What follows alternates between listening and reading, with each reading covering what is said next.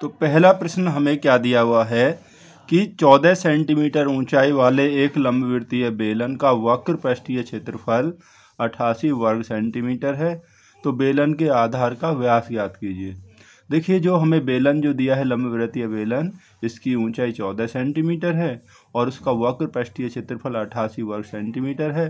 तो इस वक्र पृष्ठ की सहायता से ही हम इसका त्रिज्या ज्ञात कर लेंगे। तो वक्र पृष्ठीय जो क्षेत्रफल है वो क्या होता है, 2πRh। वक्र पृष्ठीय जो क्षेत्रफल होता है 2πRh। तो ये हमें कितना दिया है, 88 सेंटीमीटर स्क्वायर। या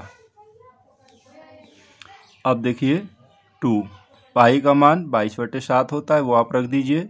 आर हमें पहले ज्ञात करनी है और एच ऊंचाई जो है वो हमें 14 सेंटीमीटर दी हुई है, बराबर 88।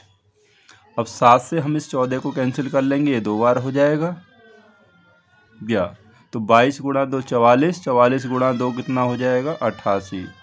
88 गुणा आर बराबर 88 यानी 88। अब हम 88 से इसको कैंसिल कर लेंगे, ये हो जाएगा 1 बार। तो ये हो जाएगा आर बराबर कितना हो जाएगा, 1 सेंटीमीटर। इसकी त्रिज्या होगी 1 सेंटीमीटर। अब हमें व्यास ज्ञात करना है इसका। तो व्यास त्रिज्या का 2 गुना होता है, यानी कि 2r। तो 2 गुणा r यानी कि 1, तो बराबर हो जाएगा 2 सेंटीमीटर। तो इसका हमें व्यास ही पूछा गया है, तो इसका व्यास हो जाएगा 2 सेंटीमीटर। तो नेक्स्ट क्वेश्चन देखते हैं। तो सेकंड क्वेश्चन दिया है, धातु की एक चादर से 1 मीटर ऊंची और 140 सेंटीमीटर व्यास के आधार वाली, यानी व्यास जो है 140 सेंटीमीटर है, एक बंद बेलनाकार टंकी बनाएगी। ये टंकी कैसी है, बेलनाकार है और वो बंद है। इस कार्य के लिए कितने वर्ग मीटर चादर की आवश्यकता होगी। जो हमें चादर निकालनी है उसका क्षेत्रफल वो हमें वर्ग मीटर में निकालना है। अब इसका जो व्यास है 140 सेंटीमीटर, वो आपका दिया है सेंटीमीटर में, तो इसको हम मीटर में चेंज कर लेंगे। तो उसके लिए हमें क्या निकालना पड़ेगा, क्योंकि टंकी है बेलनाकार और बंद है, यानी कि इस बेलनाकार टंकी का संपूर्ण पृष्ठ ज्ञात करना होगा। तो आधार का व्यास 140 सेंटीमीटर दिया हुआ है, या त्रिज्या, तो आर हो जाएगी, त्रिज्या कितनी हो जाएगी, त्रिज्या होती है व्यास की आधी। तो 140 सेंटीमीटर है तो आधा हो जाएगा, यानी कि 70 सेंटीमीटर। अब हमें ऊंचाई तो मीटर में दी हुई है, ये सेंटीमीटर में है, और चादर का जो क्षेत्रफल है वो भी हमें मीटर में निकालना है। तो इसको सेंटीमीटर को हम मीटर में चेंज कर लेते हैं। तो कितने से, 100 से भाग दे देंगे, क्योंकि 1 मीटर बराबर होता है 100 सेंटीमीटर। 1 मीटर में 100 सेंटीमीटर होता है। तो 0 से 0 कैंसिल हो जाएगी, तो ये हो जाएगा 7/10 मीटर। ठीक है, 7/10 मीटर ये इसकी त्रिज्या होगी। अब टंकी के लिए जो हमें चादर चाहिए, क्योंकि टंकी है बेलनाकार और बंद है, तो टंकी के लिए आवश्यक चादर का क्षेत्रफल बराबर होगा टंकी का संपूर्ण पृष्ठीय क्षेत्रफल। और बेलन का जो संपूर्ण पृष्ठीय क्षेत्रफल क्या होता है, 2πRh + r। ये होता है संपूर्ण पृष्ठ किसका, बेलन का। ठीक है, क्योंकि हमारी जो टंकी है वो बेलनाकार है। अब इनका आप मान रख दीजिए, 2π यानी कि 22/7, और r हमारे पास है 7/10 हो गया, h 1 है और r हो गया 7/10। ठीक है, इसे हम सॉल्व कर लेते हैं। अब 7 से ये 7 कैंसिल हो जाएगा, 22 दूनी 44, तो यह होगा 44/10। 22 दूनी 44/10 और गुणा, देखिए 10 से कम 10 और 7 कितना हो जाएगा, 17/10 हो जाएगा। तो 44 में 17 से आप गुणा कर दीजिए, तो इससे गुणा करेंगे तो ये हो जाएगा 748। 748, 10 गुणा 10 ये हो जाएगा 100। 100 से इसमें डिवाइड करेंगे तो कितना हो जाएगा, 7.48 वर्ग मीटर, क्योंकि संपूर्ण पृष्ठ की इकाई वर्ग होती है। तो यही इसका आंसर होगा। तो आवश्यक चादर का जो क्षेत्रफल होगा 7.48 वर्ग मीटर हो जाएगा। तो नेक्स्ट क्वेश्चन देखते हैं। तो क्वेश्चन नंबर 3 हमें दिया है, धातु का एक पाइप 77 सेंटीमीटर लंबा है। जो पाइप होता है कैसा होता है, वो बच्चों बेलनाकार होता है।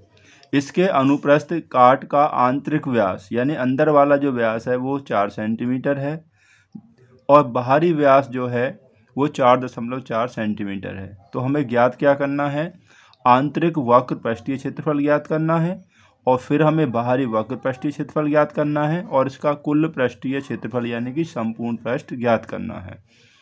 अब देखिए आंतरिक व्यास कितना है, 4 सेंटीमीटर। तो त्रिज्या जो हो जाएगी आंतरिक वो 2 सेंटीमीटर हो जाएगी क्योंकि त्रिज्या व्यास की आधी होती है और बाहरी व्यास 4.4 सेंटीमीटर है। तो बाहरी जो त्रिज्या हो जाएगी वो 2.2 सेंटीमीटर हो जाएगी। बाहरी त्रिज्या आपको कैपिटल आर मानना है और आंतरिक त्रिज्या को स्मॉल आर मान लेना। जो पाइप की लंबाई है वो 77 सेंटीमीटर ही दी हुई है। जब हम संपूर्ण प्रश्न निकालेंगे देखिए, तो ये जो हमारा जो पाइप है बेलनाकार जो पाइप है इसका, तो इसमें जो होता है कि वह आंतरिक में तो अंदर वाली त्रिज्या लेनी है हम, भीतर वाली त्रिज्या, और बाहरी में जो हमारी बाहरी त्रिज्या है हमें वो बाहरी त्रिज्या लेनी है। तो बेलन का वक्र पृष्ठ होता है 2πr(h). तो 2πr(h), क्योंकि हम आंतरिक वक्र पृष्ठीय क्षेत्रफल निकाल रहे हैं तो इसलिए त्रिज्या भी हमें क्या लेनी है, आंतरिक त्रिज्या ही लेनी है, जो कि हमारे पास 2 है। तो 2π 22/7 r 2 यानी कि आंतरिक त्रिज्या और h हमें दी है 77 यानी 77 सेंटीमीटर। 7 से हम इसको कैंसिल कर लेंगे 11 बार। देखिए यहाँ पर जो हमें बेलन जो दिया, जो सिलेंडर जो दिया है वो उसमें आंतरिक और बाहरी त्रिज्या है, इंटरनल और एक्सटर्नल, तो यानी कि वो एक खोखला बेलन है। ये 7 से 11 बार हो गया। देखिए 22 दूनी 44, 44 गुणा 2 कितना हो गया 88 यानी 88 गुणा 11, 11 सब इसको गुणा कर दीजिए। 88 11 से करेंगे तो ये हो जाएगा 968 वर्ग सेंटीमीटर। ये हो गया इसका आंतरिक वक्र पृष्ठीय क्षेत्रफल। अब सेकंड उसमें पूछा हमें बाहरी वक्र पृष्ठीय क्षेत्रफल, तो हम बाहरी वक्र पृष्ठीय क्षेत्रफल निकालेंगे, यही सूत्र आएगा। केवल हमें त्रिज्या वो लेनी है, कौन सी, बाहरी त्रिज्या लेनी है। तो बाहरी वक्र पृष्ठीय क्षेत्रफल यानी 2πr(h), सूत्र वही आएगा, केवल हमें जो त्रिज्या है वो कैपिटल लेनी यानी कि बाहरी त्रिज्या 2π 22/7 और r हमारी बाहरी त्रिज्या है 2.2 और h 77। 7 से कैंसिल हो जाएगा, ये 77 11 बार हो जाएगा। 22 गुणा 2 कितना हो गया 44 और यहाँ 11 की 2.2 में गुणा करेंगे तो ये हो जाएगा 24.2। इससे इसमें गुणा कर दीजिए तो ये हो जाएगा 1064.8 वर्ग सेंटीमीटर। ये आप गुणा अलग भी करके देख सकते हैं, वर्ग सेंटीमीटर। तो इस पाइप का जो बाहरी वक्र पृष्ठीय क्षेत्रफल है वो 1064.8 वर्ग सेंटीमीटर हो जाएगा। आंतरिक हमारा ये हो गया 968 वर्ग सेंटीमीटर। जब आप आंतरिक वक्र पृष्ठीय क्षेत्रफल निकालेंगे तो आंतरिक त्रिज्या लेनी है और जब आप बाहरी वक्र पृष्ठीय क्षेत्रफल निकालेंगे तो आपको बाहरी त्रिज्या यानी कि एक्सटर्नल त्रिज्या लेनी है। अब हमें क्या निकालना है, इसका तीसरा भाग है कुल पृष्ठीय क्षेत्रफल। तो खोखले बेलन का जो कुल पृष्ठीय क्षेत्रफल हम निकालते हैं तो उसके लिए सूत्र होता है 2π capital R plus small r, यानी कि आप R1 और R2 लिख सकते हैं, यहाँ पर H plus capital R minus small r। तो ये हमारा जो सूत्र लगता है ये कुल पृष्ठीय क्षेत्रफल के लगता है, किसके लिए, जो आपको इंटरनल और एक्सटर्नल यानी कि आंतरिक और बाहरी त्रिज्या दी हो, यानी कि जो बेलन है वो खोखला दिया हुआ है। तो 2π का मान रख दीजिए 22/7, ये हमारे पास है 2.2 और प्लस ये 2 है आंतरिक त्रिज्या, h हमारे पास 77 है, ये 2.2 और माइनस 2, इन सभी के मान हमने रख दिए। ठीक है, ऐसे आप सॉल्व कर लीजिए। तो यहाँ होगा 22 दूनी 44, 22 दूनी 44/7।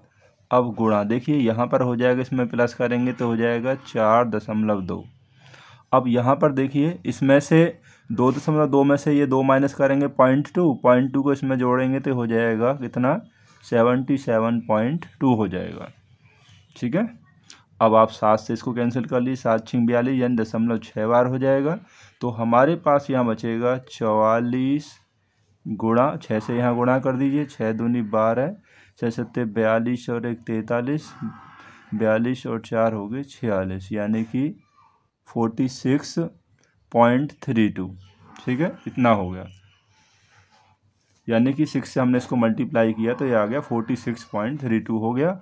अब 44 से आप इसमें मल्टीप्लाई कर लीजिए। अब इसमें आप मल्टीप्लाई करेंगे 44 से तो आप अलग मल्टीप्लाई कर लेना, ये हो जाएगा 2038.08 वर्ग सेंटीमीटर, क्योंकि जो भी क्षेत्रफल आएगा चाहे वक्र पृष्ठ है चाहे हमारा संपूर्ण पृष्ठ है वो वर्ग में ही आएगा। सेंटीमीटर है तो वर्ग सेंटीमीटर और मीटर है तो वर्ग मीटर। तो इस तरीक़ा से हम ये सॉल्व कर लिया हमने क्वेश्चन। तो अगला क्वेश्चन देखते हैं। तो क्वेश्चन नंबर 4 हमें दिया है, एक रोलर का व्यास 84 सेंटीमीटर है और लंबाई 120 सेंटीमीटर है। एक खेल के मैदान को एक बार समतल करने के लिए 500 चक्कर लगाने पड़ते हैं, यानी कि उसको एक बार समतल करना है तो उसको कितने चक्कर लगाने पड़ते हैं 500 चक्कर। तो मैदान का जो क्षेत्रफल है वर्ग मीटर में ज्ञात कीजिए। देखिए जो रोलर है उसके द्वारा एक चक्कर में जो जितना भी क्षेत्रफल वो समतल करेगा वो उसके वक्र पृष्ठ के बराबर होगा। तो पहले हम इस रोलर जो हमारा बेलनाकार होता है रोलर, आप सभी ने देखा है, जो सड़क पर चलता है या मैदान को समतल करता है, तो उसको एक चक्कर में जो चली गई दूरी जो क्षेत्रफल होगा जिस मैदान का वो करेगा वो उसके वक्र पृष्ठ के बराबर होगा। तो पहले हम इसका वक्र पृष्ठ ज्ञात कर लेते हैं। तो रोलर का जो व्यास है 84 सेंटीमीटर है, तो त्रिज्या व्यास की आधी होती है, तो त्रिज्या आपकी 42 यानी 42 सेंटीमीटर हो जाएगी और ऊंचाई हमें 120 सेंटीमीटर दी हुई है। तो रोलर का वक्र पृष्ठ निकाल लेंगे तो वक्र पृष्ठ होगा रोलर का यानी कि बेलन का 2πr/h, क्योंकि रोलर एक बेलन के आकार में ही होता है तो बेलन का वक्र पृष्ठ होता है 2πr/h। तो 2π 22/7 और r हमारे पास है 42 और h है 120 बराबर 7 से 42 कैंसिल हो जाएगा, ये 6 बार हो जाएगा। 7 से 42 6 बार कैंसिल हो जाएगा। अब देखिए 22 दूनी यहाँ पर 22 दूनी 44, अब 44 की 44 हो गया, 44 गुणा 6 गुणा 12 यानी कि 120, 22 दूनी 44 और गुणा 6 और गुणा 120। अब देखिए इन सभी की अगर हम मल्टीप्लाई करेंगे तो मल्टीप्लाई करने पर आप अलग कर लेना, तो ये हो जाएगा हमारे पास 31,680 वर्ग सेंटीमीटर। ठीक है, ये हो गया इसका वक्र पृष्ठ, ये हमारा वर्ग सेंटीमीटर में है। तो हम इसको मीटर में चेंज कर लेते हैं क्योंकि हमें जो क्षेत्रफल निकालना है वो मीटर में निकालना है। अब देखिए कैसे चेंज करेंगे, क्योंकि 1 मीटर में होते हैं 100 सेंटीमीटर, 100 सेंटीमीटर होते हैं। 1 मीटर में कितने होते हैं 100 सेंटीमीटर होते हैं। तो इसलिए 1 वर्ग मीटर में, तो वर्ग मीटर में कितने होंगे 100 गुणा 100, 100 गुणा 100 सेंटीमीटर होंगे, 100 गुणा 100 यानी कि 10,000। तो हम इसको 10,000 से भाग दे देंगे तो ये कितना हो जाएगा, यानी कि 3 दशमलव, या हम इसको ऐसे रख देते हैं 31,680/10,000 ऐसे ही रख दीजिए अभी आप इसको 10,000 वर्ग मीटर। ठीक है, ये हमारा जो सेंटीमीटर में था ये हो गया आपका वर्ग मीटर। अब रोलर द्वारा एक चक्कर में समतल किए गए मैदान का क्षेत्रफल हो जाएगा इसके वक्र पृष्ठ के बराबर। तो 500 चक्कर लगाए हैं उसने तो 500 की इसमें मल्टीप्लाई कर देंगे। और रोलर का जो वक्र पृष्ठ है वो हमें कितना दिया हुआ है 31,680/10,000 वर्ग मीटर। तो यहाँ 0 से हम 0 काट सकते हैं, तो इसलिए 500 चक्कर में, क्योंकि वो जो हमारा है रोलर 500 चक्कर लगाता है, इसलिए 500 चक्कर में समतल किए गए मैदान का जो क्षेत्रफल होगा वो हो जाएगा, इसमें हम 500 से गुणा कर लेते हैं, गुणा 500। ठीक है, 500 से कैंसिल हो जाएगा कितनी बार, 2 बार हो जाएगा। 2 से इसको कैंसिल कर लीजिए, 2 से कितनी बार हो जाएगा ये, तो 2 से हो जाएगा, देखिए 2 से एक बार, 2 एकम 2, 2 पंजे 10 और 2 अट्ठे 16, 2 चौक 8, 1584 वर्ग मीटर। तो ये हमने चेंज कर लिया वर्ग मीटर में। तो जो मैदान का जो क्षेत्रफल है वो 1584 वर्ग मीटर था।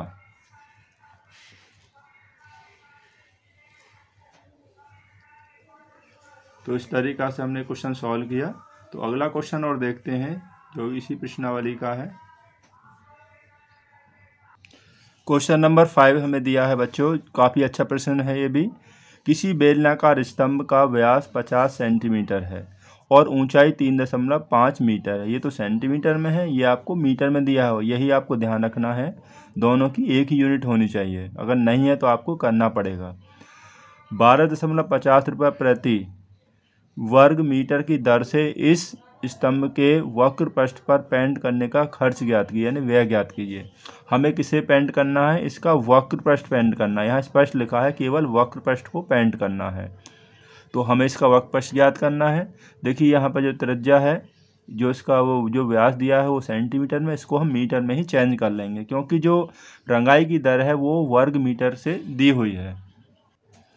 स्तंभ का व्यास है 50 सेंटीमीटर, तो सेंटीमीटर को मीटर में चेंज कर लेते हैं, 50/100 ये हो जाएगा मीटर में, क्योंकि एक मीटर में होते हैं 100 सेंटीमीटर। 1 मीटर में होते हैं 100 सेंटीमीटर। 50 से कैंसिल हो जाएगा, ये 2 बार हो जाएगा, तो कितना हो जाएगा 1/2 मीटर। तो ये इसका व्यास है।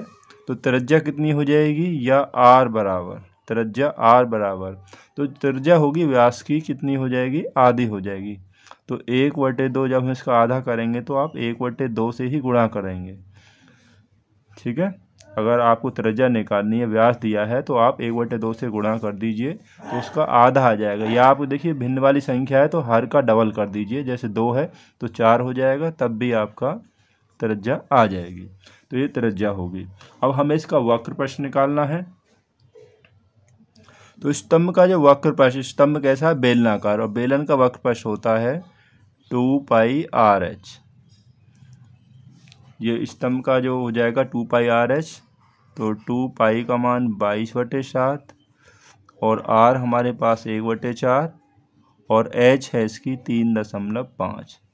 ठीक है, अब देखिए 3.5 से हम 7 को कैंसिल कर लेंगे 2 बार, क्योंकि 3.5 दूनी 7 होता है। इस 2 से ये 2 कैंसिल हो जाएगा, तो हमारे पास अब बच जाएगा यहाँ पर कितना बचेगा, ऊपर यहाँ 22 बचा है और नीचे यहाँ बचा है 4। 4 से अगर 22 को डिवाइड करेंगे तो हम ये हो जाएगा 4 पंजे 20, 4 पंजे 20, 5.5 वर्ग मीटर। ये स्तंभ का जो वक्र पृष्ठ है ये हो गया 5.5 वर्ग मीटर। अब रंगाई का जो खर्च है वो क्वेश्चन में कैसे दिया हुआ है, देखिए यहाँ क्वेश्चन में दिया है 12.50, यानी कि 12.5 रुपये प्रति वर्ग मीटर की दर से दिया हुआ है। तो हम यहाँ पर रंगाई का खर्च बराबर, अब 1 वर्ग मीटर का है 12.5 रुपये, तो 5.5 वर्ग मीटर कितना होगा, तो 5.5 को मल्टीप्लाई कर लेंगे 12.5 से, 50 से, तो इससे मल्टीप्लाई करेंगे तो ये हो जाएगा 68.75 रुपये। तो इसकी जो रंगाई का जो खर्च हो जाएगा, स्तंभ की रंगाई का खर्च 68.75 रुपये हो जाएगा। देखिए इस वीडियो में हमने 5 प्रश्नों को रखा है जो कि प्रश्नावली 13.2 के हैं, बेलन से संबंधित हैं। तो आप इन प्रश्नों की तैयारी अच्छी प्रकार से कर लें। तो मिलते हैं आपसे अगली ही वीडियो में। वीडियो अच्छी लगे तो वीडियो को लाइक ज़रूर करना। अगर आप हमारे चैनल पर नए हैं तो हमारे चैनल को ज़रूर सब्सक्राइब करें। Thanks for watching this video.